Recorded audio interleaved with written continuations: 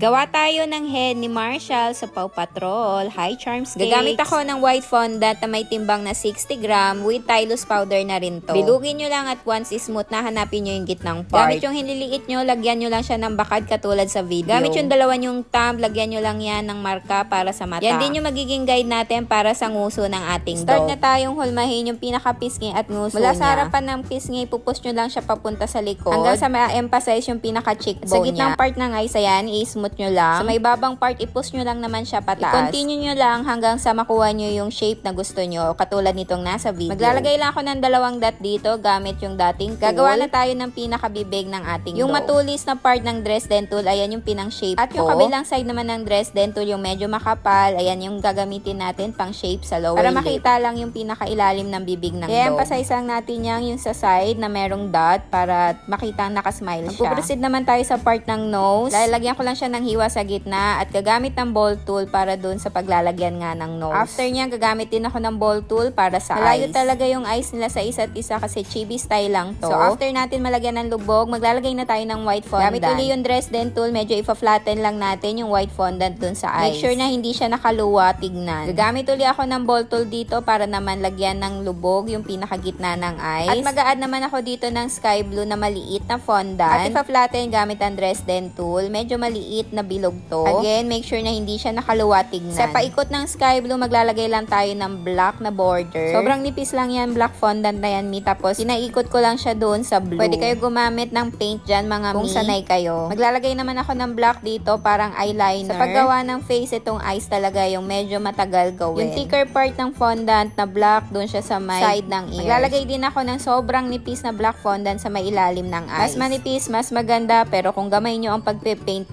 ang gamitin nyo. Mag-add lang din ako ng napakaliit na black fondant sa pinakagitna ng eyes. At ipa-flat ko lang din siya gamit ang Dresden tool. Babalik ako sa part ng nose, maglalagay na tayo dito ng black sa mga lubog. Dito sa kanyang bibig para ma-emphasize yung pagka-smile niya. Sobrang nipis na fondant lang uli mga mi, pati dito sa may part ng ngiti niya. Nakakatulong yan ma-emphasize. Mag-add lang kayo ng bilog na fondant na black para sa nose, tapos i-shape nyo na lang siya. Gamit yung dating tool, naglagay lang ako ng 3 butas sa magkabila ang side ng nguso niya. At nilagyan ko lang ng black na maliit na fondant. Pwedeng i-paint nyo na lang din or pwede ring edible pen. Mag-add na rin ako ng spot sa kanyang face. Malambot na black fondant lang to mga mi, tapos sinispread ko lang gamit yung Dresden tool. Babalik ako sa may part ng eyes, maglalagay lang ako ng 2 napakaliit na white. Pwedeng paint katulad nitong gagawin ko sa susunod. Kuha lang kayo ng edible white na gel. And then yung pinakamaliit na side ng dating tool, yun yung gamitin nyo. For the ears naman, ayan, makikita nyo yung shape na yan, gayahin nyo lang. And then gamit yung Dresden tool, panipisin nyo lang yung gitnang part. Para sa pandikit, water lang ang gamit ko mga mi. Make sure na kaunting-kaunti lang, yung tipong mabasa or maglagkit lang siya ng bahagya. Mag-add lang din ako ng black fondant dyan, tapos i-spread katulad nung nasa pisngi niya. And after nyan, yung sombrero na yung gagawin natin. Para sa sombrero, 18 grams na red fondant. Meron Tylose powder yan mga mi. Mag-roll lang kayo ng shape na sausage and then sukatin nyo dun sa face ng ating dog. And then i-flat nyo lang, you can use your hand or you can use rolling pin or anything na flat. At here, hihiwain na natin yung head ni Marshall. Ginagawa ko talaga to kapag